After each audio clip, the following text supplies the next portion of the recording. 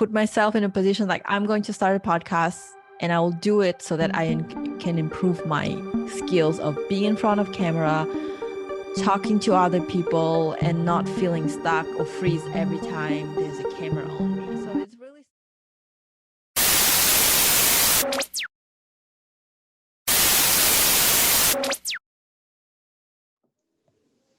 All right, so we can go ahead and start.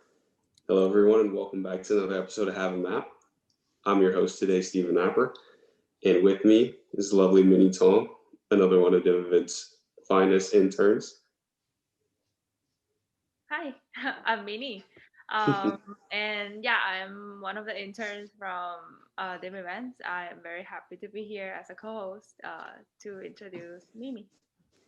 Thanks so much for having me. You guys doing awesome stuff. I've been listening to your podcast. So really honored to be a part of this. All right, would you like to tell us like a little bit what you do? Yeah, absolutely. So I am a business consultant and a podcast host. I have my own podcast as well. Similar to what you guys doing, it's my passion project that turned into a business. I have my own podcast, and now I educate and teach people how to do podcasts as well. And on day-to-day basis, I do business consulting. I help small and medium-sized businesses to solve their business problems. It can be small problem like hiring or how to write a job description or how to post a job search to like email marketing or sales process or team training. So I come in as a consultant. I look at the company holistically of what they do and identify the problem and the areas that we can do improvement. And then I let leadership know, and depending on their decision, we choose the area that we want to improve, and I implement the improvement. I create the processes and procedures, and I train staff, and I send them off with, good luck, and hopefully that my process will help the company to grow and scale. That sounds Wow. Wow. How so you are a podcaster and then also a business consultant. How do you manage your time daily? Because like it seems really hectic to have two jobs. Yeah, well, the good part about of being self-employed or your own boss is that you can manage your own schedule, right? Like you in control, and it can be hectic or it can be something that you live by design. So my schedule is really breaking down on, for example, Mondays, it's like a CEO day. So I don't do meetings, I don't talk to clients, I don't do anything related to outside. I manage my own time, my own calendar, and the things that I need to do for myself. And then I break down for depending on the week.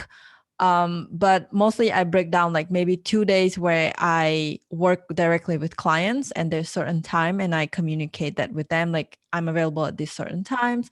And then there are 2 days where I work on my podcasting, creating content, and also creating educational books or resources for people that are learning from me how to do it. So you really just create different timelines for everything, and you have to remember that you are in control. And I think the prioritizing is the key. So come on Monday, it's the day when I put down all the things that I need. I look at everything that I need to do and I prioritize like what is the most important thing. So once you prioritize, then you only focus on that. The unimportant things are like really have to wait, or you can delegate. So it's really about prioritizing and also just knowing your limits, because I used to stretch myself really far and thinking that I can do 50 things a day, but now I only pick 1 or 2 things a day that I do. And if I have more time, I don't do more. I just do some chores at the house or take a walk or exercise. Right. Where do you say like this all started for you? Like where did you come up with like the whole podcasting and then like consulting thing? Yeah. Well, the funny thing about podcasting, I started in May 2020 is Oh, because I had a job interview that asked me to record myself answering a question. And it took me, I think, like 6 hours to just record like 5 minutes interview. And I was so mad and pissed at myself. I didn't get a job. And I realized that is this some skill that I'm just not good at. And living in the digital world that we are right now, being comfortable in front of camera or doing what you guys doing, like hosting a podcast, asking the question, engaging the conversation is a skill.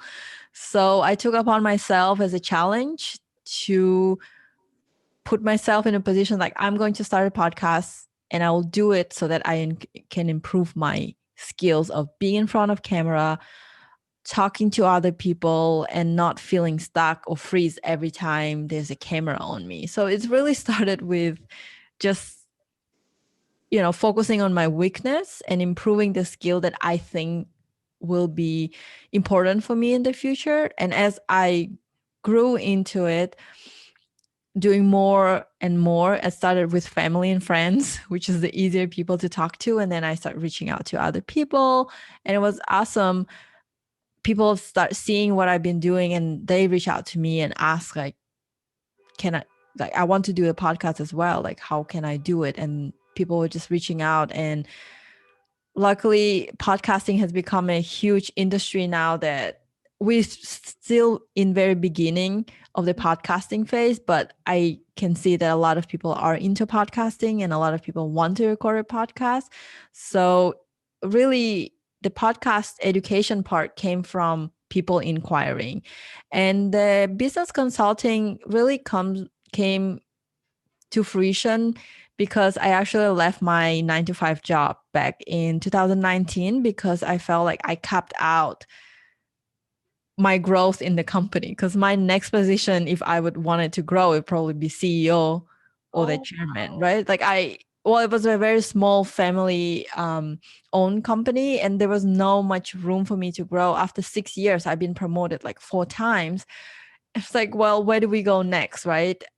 I wouldn't mind to stay there as an account executive and operation manager if they were able to pay me more, one, and there was a direction of growth that interests me, but they were not growing where I wanted to go. Mhm. So our goals were not aligned. And then the pay was just not where I see myself to be. So I made decision to leave. Funny enough, they have reached out to me since 3 times because they know I'm independent, so I can always come back. They reached out to me 3 times wanting me to come back, but again, our goals are not aligned, and I couldn't see myself grow anymore. And I use my skills of being, I went to school for MBA. I always being entrepreneurial, and I learned a lot about just business by working at the previous company. And I just use all my skills, also self-educate myself on things. And when I saw the problem, I would just offer my solution, and that's how I get clients. People like wouldn't see their problem, and I would just tell them, like, if you improve these areas in your business, it can scale and grow your business. And people realize that, and they reach out for services. So I would just say that my mind, it's always problem solving, and when I see a problem, it just naturally comes out to solve it. And that's how people reach out to me, seeing that I can just solve certain problems that they have. I cannot solve all the world problems, but some of them. Okay.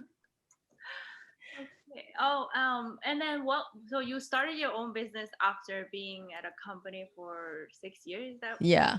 Yeah. And what are the challenges that you have faced when you started your own company? Because I assume that it's not that easy to start an own company, and it's Yeah, I'm still learning every day. And I think that when you are a solopreneur or you're starting out yourself, even though I went to MBA, right? Even though I work at the small family owned company Mhm. with like CEO that I got like trained by him and I learned a lot from him. When you branch out and doing something by yourself, it's still completely different thing. Like just knowing something doesn't mean that you know how to apply it. Yeah. So it was really hard, honestly, to get new clients. So somehow I just thought that, okay, well, now that I'm going to have a business, people are just going to like flock to me, right? So the sales and sales process and sales funnel, like how you acquire customers. Also negotiating prices, because before I was selling for the company, but the prices were already set. And when I started my own services, I couldn't decide what to charge. And I was struggling between of choosing my own worth of what I want to get paid between and thinking, well, I'm just starting, so I can charge really high price. So it was a constant battle of me picking like, how much should I charge? So those are like really two things that was really hard for me. And then one of the biggest thing is to realize that if you go as an solopreneur and you bootstrap, meaning you put your own money in and own effort in, Yeah. you grow really fast and you always have to pivot. I can hear echo back. Really? Oh, No. okay. Well, no, it's fine now. Okay. Yeah. So one of the biggest thing was pivoting. That in the company when you work, maybe every quarter you'll have a company big meeting, and then the CEO will tell you the direction of the company and where you're going, you work towards it. But when you're a solopreneur and you bootstrap, you pivot like almost every 2 weeks, or like there's sometimes it's like every week, like you have to change the direction and you have to act quickly. Like you don't really have time to process like, oh, I made the mistake here, now I have to different direction. Like, no, you just change and pivot fast. And it can be exhausting. Okay. I would say for like the younger viewers out there who would like to go down your similar path, do you have any advice for them? Like when you're getting started, like what kind of like things you should look out for and like what you should do or shouldn't do? Yeah. I actually have I written down like all my kind of beginning journey of me doing side hustles. And I would always recommend young people to start, like have your big vision and dreams, right? Like write it down on the paper and then break it down to the small steps that you can achieve on, stretch it out to, like maybe you have a 5-year goal, but you also have to have a yearly goal. You also have to have 6-month goal and quarterly goals, monthly goals, and then daily goals. Break it down to the small piece that you can actually do. And also, to direct example, if you want to have this huge business one day and being entrepreneurial, why don't you start with a side hustle? Right. Start with something that you have a spark of inspiration and just do it without taking a big risk of not having like an income. Like if you have a job, like just hold on your job until your side hustle actually pick up. Or maybe you find a side hustle that you want to do like for the long term, right? Or you find the funding for the side hustle that you can do. Don't just do cold turkey. I mean, some people do it. It's just really stressful, and you don't have to do it because companies nowadays really have an open policy where they support your side hustle, right? That's one thing. Another thing too, it's have your emergency fund, have your 6 months of expenses safe, right? So take the calculated risk. Don't just risk because you're young. And I have been guilty of that myself. Like I wish somebody told me and actually hold my hand and told me like, okay, just don't do those things, but it's a part of the journey. So I don't regret it. But at the same time, if you can take a calculated risk and minimize the stress and the pressure of impressing other people by just having a side hustle and maybe some well-paid job, do that until one day you can confidently say, okay, my side hustle is making more money than my main job, then quit. And I know it's not doesn't look Instagram worthy. It doesn't look so amazing and sparkly that you can like scream and talk about. But that's the reality, and that's the better way of doing things. And you will save yourself a lot of depression and pressure and anxiety, if that makes sense. Question. How did you become interested into business consulting? Because I'm doing my master right now. It's not MBA, it's a Master of Finance, but I'm actually interested into becoming a business consultant. So I'm like really into that, and I want to learn from you and know more about the field. Yeah, absolutely. Well, I think my journey started when I left my job. So evaluating my skills, like, okay, what did I learn while I was doing my MBA? What did I learn while I was in 6 years with the company? What are the skills that I had? And then another one was very important one is what I liked out of all those skills and what I hated to do out of all skills. So just sifting out through all the things that I have done and then figuring out what I hated to move it aside and what I like to try to keep it. So the thing that, for example, I didn't like to do while I was at my 9 to 5 job was operational stuff. So like day-to-day stuff. So I knew that I would not want to be somewhere where I have to do repetitive process daily because it gets boring to me, right? So I just did a lot of self-analysis, analysis of seeing my weaknesses, my strength, and I love solving problems. I get excited when there's a new problem to solve, and I like to put things in place, so organize processes and procedures and train people. And at the time, being a consultant seems like the most appropriate one.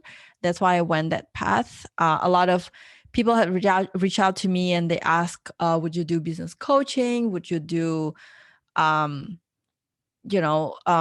I didn't do business coaching, but I didn't go with business coaching because for me at that time I didn't feel that I had enough patience with myself and with other people to walk them on the path of coaching them to become something.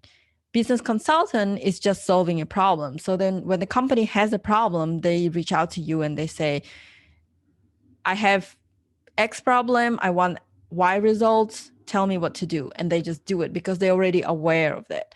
As a coach, you actually have to help the person to realize their problem and walk through that path of like seeing. So you have to teach them how to look at their business holistically, which I didn't have patience to do at that time. So I'm like, consulting sounds like a perfect place. And then also looking up where the opportunities are. So I was looking up like Upwork, Fivers to see if people even hiring for those things or people are looking for those, profession, right? Because you don't really, if you like on Instagram, you can see like everyone is like Instagram coach, but you're on LinkedIn, like there's like LinkedIn coach, but actually getting outside of all of that and see where there's demand overall, right? Like where you can get your clients. So talking to people that are in the small businesses and ask them like, hey, if somebody will come in and help you with this and this, do you think it would be helpful? So really seeking if there's a demand. It was very logical decision, I would say. It's not something that I felt like, oh my God, like this is my calling for life. It was just logical because that's what I knew. It was based on my skill and people were paying for it. And now that I'm self-employed and I can manage my schedule, I can spend more time of discovering what is that next thing that I want to do and create out of inspiration. And I think podcasting now, it's the place where I put my creativity in more than the business consulting. So would you say you don't, well, it was just out of curiosity, will you just say you don't really like to become a business consultant more than a podcaster? Just out of curiosity. Yeah, I wouldn't say that I don't like it. I would just say that it's not the path that I see myself always doing after. So after doing that, like for a year and a half now, I can see that I still love entrepreneurship. I still love businesses, but I've created enough financial like support for myself as well as the time freedom where I feel like there's a next level that I want to go to. So what is that next thing? And I don't want to put myself in the box thinking, okay, well, because I did business consulting, that's what I'm going to do for the rest of my life. Because my birthday was just yesterday and I still think of myself like I'm just learning and I'm staying open for the new possibilities. And I think as a human, we constantly growing.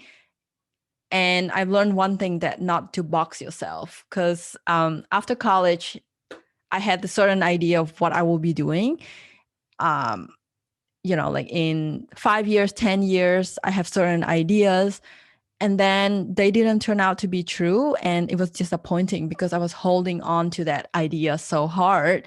But then now, as I get more mature, I learn how to dance with life. So there are certain aspirations that I want, but then I also let life to bring more opportunities to me. So if the podcasting take off, maybe that will be something I'll be doing, more time.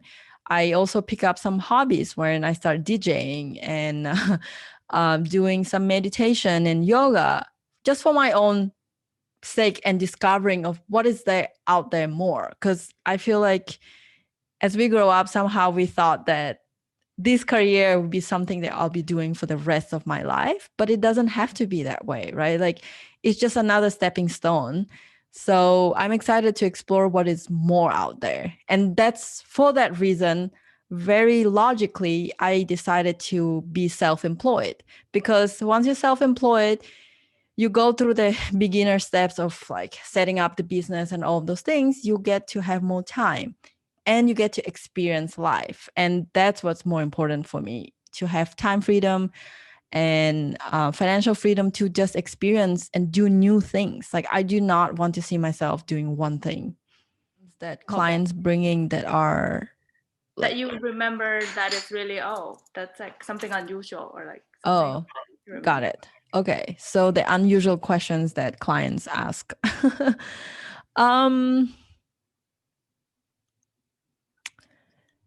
I think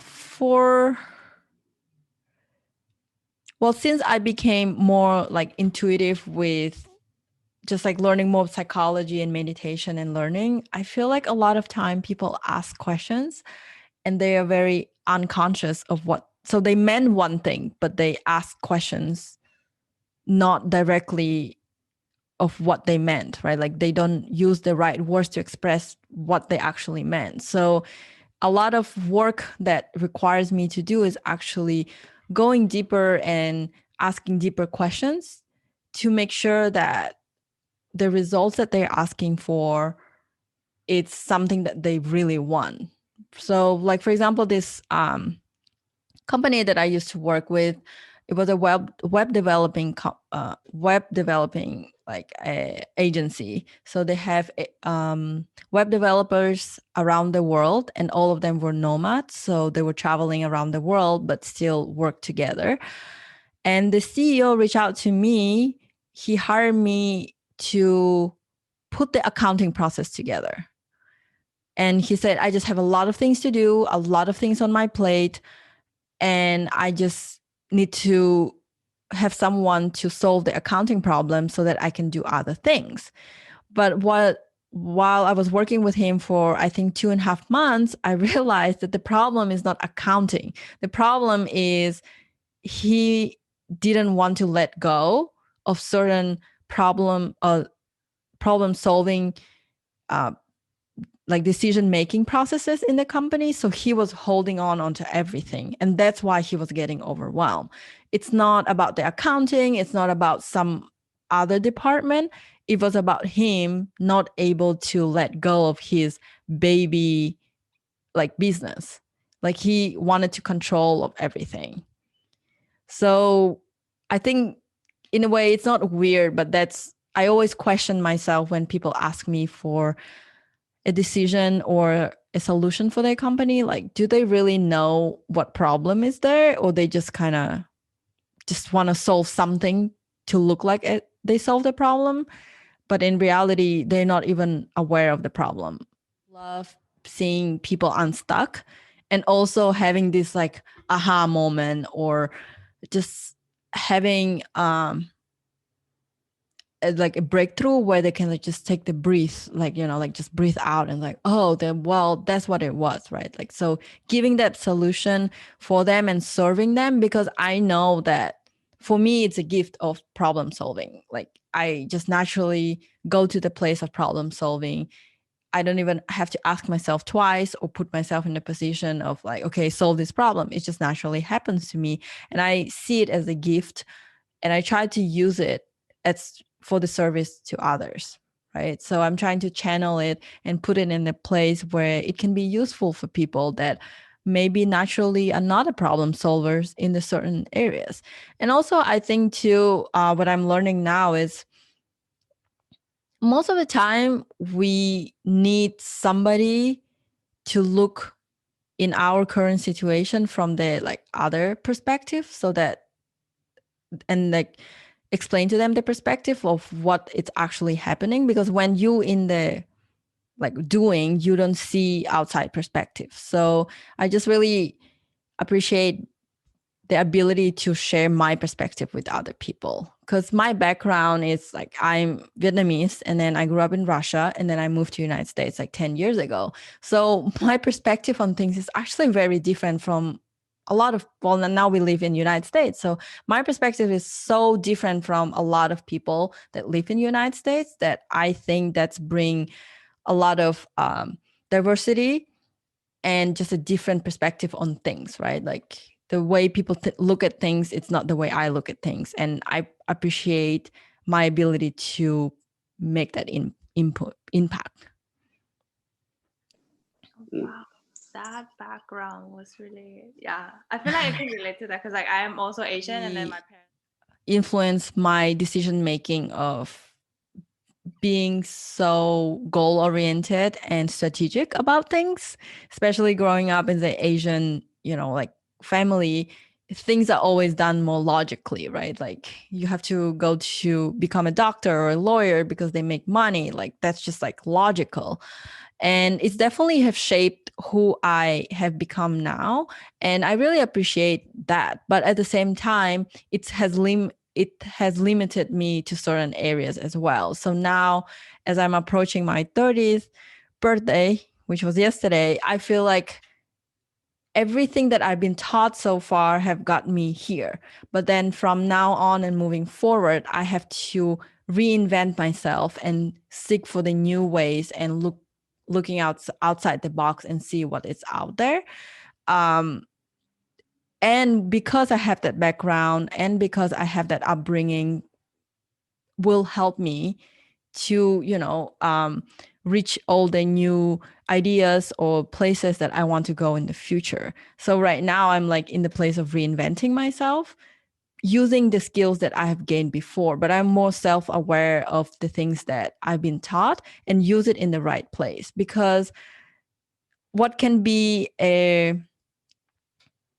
blessing, like determination, hardworking, goal-oriented, right? Like what have been taught to me as a blessing, it also can be a curse, because I'm so goal-oriented and so determined. I can be so self-judgmental sometimes. I'm like, oh, you didn't reach this goal, well, you're not worthy, you are not that good. And then you can start like judging yourself, right? So I'm in the place of really appreciating the background and the past that I've been taught and given to, but then also taking all of that to channel in the right place. Like I no longer just unconsciously use all those skills that have been given me. I only use it when I need it. And then when that voice of self-judgment comes out, I don't use it anymore, because I feel like I'm grown up now, finally, right? Like I'm grown up now. I can make my own decision. I've made my own business. Now I can create a new world and new future for myself. So it's both, like it's blessings and can be a curse if you don't know how to like consciously use it. I would say, like, just from hearing you talk about like certain stuff and like growing up and everything and like trying to reinvent yourself, what are some things that you're trying to do in the future that you think would be like a little bit different from what you do now, but you think you'd probably be like a little bit hesitant on it in the past, but it's like kind of coming into new light now? Great question. Really good question. And I'm actually like chalking up as I'm talking about, because I'm reinventing myself. And during a recent meditation session, I had this inspiration to explore breath work and wanting to share the breath work practice with other people. So going like in normal worldly word like words, it would be like going more like on spiritual realm and teaching people how to do breath work and then go into deep meditation and create the self-awareness. It's something that I'm exploring right now. And I don't know if I'm going to become like a meditation teacher or a yogi teacher or a spiritual teacher, but that's something that I'm exploring right now. And it's really scary. Like, it's really scary. Like, I wanted to start practicing in the park and invite people to join me. But like my past me or the previous version of me would never say that. Like, are you freaking kidding me? Like, how are you going to make money doing that? How people going to look at you? Are those people getting respect? All those questions are coming out because of the previous version of me, right? But I just do one small step at a time. So maybe I'll start practicing breathwork myself first, right? So, and then maybe I'll go to the park and not invite other people yet. So I'm doing a small little steps, and also willingness to ask for help. So as I'm talking about this, I'm making a little bit of transition to like spiritual realm, or like exploring more of the meditation things that I would never see myself doing before. And it's scary and it's hard. It can be demotivating because the past version of me would say, what are you doing? You're not going to make money. Like, are you crazy? And willing to ask for help. So I actually have a good friend of mine who is a life coach, you would say. So she's helping me to navigate that transition. So I reach out to her and she offered me to help like the transition with this. So I talked to her. So she is someone who's holding me grounded and helping me to go through that transitional process. But before, I would never ask for help. I would go through this internal talk by myself, and then either talk myself out of it or talk myself into it, but like not, and then maybe be frustrated. So now I'm actually opening up for help and asking people who have done it before, like, hey, I know you've been a lawyer, but now you are a yoga teacher. Like, how are you doing that? Or how did you do it? How did you overcome? So willingness to ask for help, I think, is huge. And that's something to do with ego, right? Like letting your ego to like silent and say, okay, I need help, so I'm going to go ask for help. Like, I'm not going to act like I'm okay and just have this internal dialogue. Yeah, I totally get that. Just like kind of, I guess I do the same thing. I like talk myself out of some like certain things, or just try to like talk myself into certain things. And I never like to ask for help about anything really. But I guess like another question I'd have, like hearing you say all that, is like, for a younger person, what's like your best advice you can give somebody to like help them get out of that mode and like not be scared to ask for help, or go for something that might make you look weird to certain people, but it's something that you want to pursue?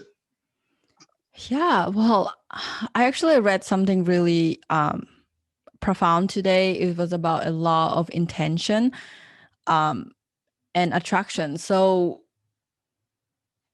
if you know within you and you're confident that that's something you want to do,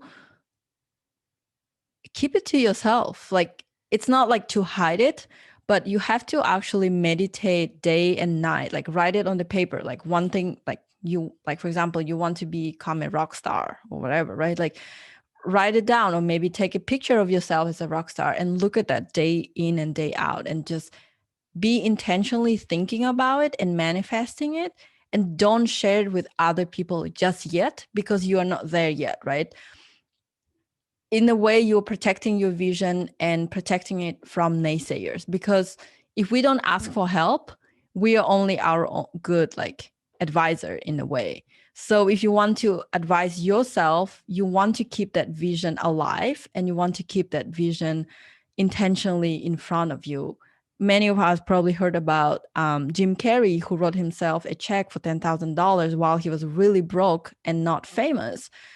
And that story didn't come out until after, right? Like, until, like, he became something, and then he retold the story.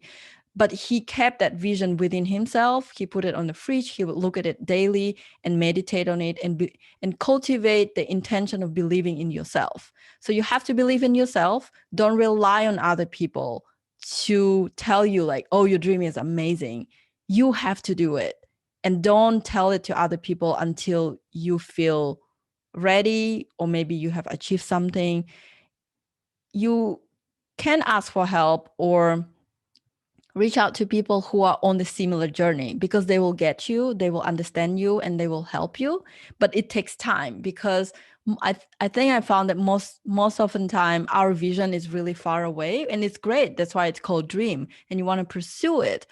But until you have supporters along your side, protect yourself from naysayers. And maybe, but by protecting, that's mean you have to actually look at that goal day in and day out, and put the intention out. Like, you can't just protect and put it in a box and hide it. That's not going to happen. Yeah, so just put intention out and ask the universe, or God, if you believe in God, or universe, to help you. And keep that intention until something happened, right? Like, something significantly changed, then you can share with more people. Which actually, I haven't heard people saying that a lot, but it's something that I feel like I would tell myself and the younger, kids, because it's so hard nowadays in social media. Like, you put out something, people bully you, or they put a certain perception, like, oh, are you going to be that? Are you going to be that? Like, yeah, you have to protect your vision.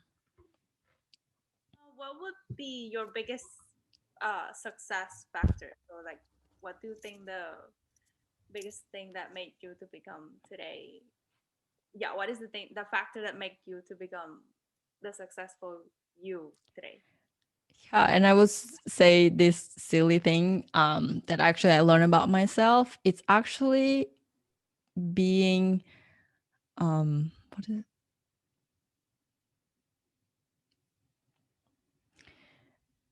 So because I moved from a different country, there's different aspect in life that I didn't understand or I didn't see. So being unaware of certain things like social construct actually helped me. Because I have reached out to, I think while I moved to United States, I think I've reached out to three people who became my mentors, who seemed to be like unreachable. But because I didn't care about social construct, like I didn't know, like, is it appropriate, not appropriate? I just didn't know. And I would just, being my old self, reach out to people either through Instagram, Facebook, and ask, like, hey, I see you doing all these cool things. What are you doing? Can you teach me how? Like, I have no construct of like, should I be doing this or should I not? Right. I have met a lot of mentors in my life that way, by not knowing and being unaware of certain social constructs. So it's funny, but then in a way, it actually really helped me to get to where I am today, because certain things that are limitation for others because of social contract, it wasn't for me. And because I didn't know, not because that I didn't like honor it, it's just I didn't know. That's awesome. Well, congrats. You guys are already ahead of the game, and you are doing something for your future already. So you should be proud of yourself. And you did a great job of hosting and being engaging with the conversation. So I really appreciate that. It's you. not It means a easy lot. to be a podcast host. It's not easy.